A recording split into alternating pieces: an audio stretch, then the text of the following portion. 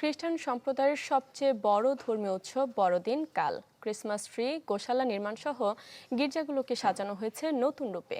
ঘরে ঘরে চলছে নানা খাবারের আয়োজন। উৎসব ঘিরে নিরাপত্তা জোরদার করেছে প্রশাসন। বর্ণিল আলোকসজ্জা আর নানা আয়োজনে দেশ জুড়ে চলছে খ্রিস্টান সম্প্রদায়ের সবচেয়ে বড় উৎসব বড়দিনের প্রস্তুতি। এক টুকরো রঙিন কাগজ, কাঁচির ছোঁয়ায় তাতেই তৈরি হচ্ছে ফুল, যা দিয়ে কেউ সাজাচ্ছেন ঘর, কেউ আবার তৈরি করছেন ক্রিসমাস ট্রি ও গোশালা। এ দৃশ্য গোপালগঞ্জের।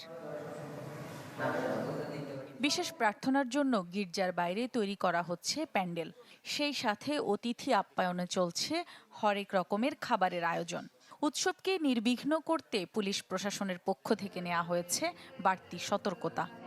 এক্সাইটেডের জন্য আমরা এই যে কাজ করতেছি, অনেক ধরনের আইডিয়া দিয়ে কাজ করতেছি। আমাদের আত্মীয় স্বজনদেরকে আমরা নিমন্ত্রণ করি, তারা আমাদের বাসায় আসে, বিভিন্ন রকমের ভালো খাওয়া দাওয়ার আয়োজন করা হয়। গোপালগঞ্জবাসী যারা আমরা রয়েছি, আমরা আনন্দেই প্রভু যিশুর জন্মদিন পালন করব বলে আমাদের বিশ্বাস। 5 উপজেলা আমাদের গোপালগঞ্জ জেলায় আইন শৃঙ্খলা পরিস্থিতি স্বাভাবিক আছে। এখন পর্যন্ত কোনো ঝুঁকি আমরা পাই নাই।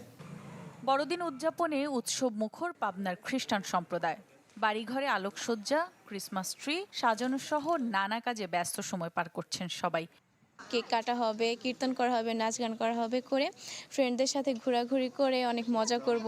নতুন জামা কাপড় পরে সবাই একসাথে মিশে যাব, মিশা থেকে আসবো, আনন্দ উৎসব করব। প্রভু যীশু খ্রিস্ট যিনি গোশাল ঘরে জন্মগ্রহণ করেছেন, তাহলে তার এই প্রতিকৃতি স্বরূপ আমরা এই গোশাল ঘর তৈরি করছি।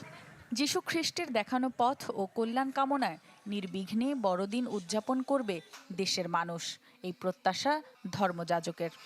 বাংলাদেশের যে অস্থিরতা তা যেন দূর হয়, প্রত্যেকটা মানুষ যেন সুখে শান্তিতে প্রভু যীশু খ্রিস্টের দেওয়া সেই আনন্দ এবং শান্তিতে বসবাস করতে পারে। জেলা পরিষদ, ডিবি, ডিএসবি এবং সংশ্লিষ্ট থানা সম্পূর্ণভাবে আমরা এখানে ফলো আপ করতেছি এবং সিকিউরিটি ইনশিওর করতেছি। দিনটি উপলক্ষে বর্ণিল সাজে সেজেছে গাজীপুরের প্রায় 150 বছরের পুরনো গির্জাও। রওশনারা তানিয়া, চ্যানেল 24।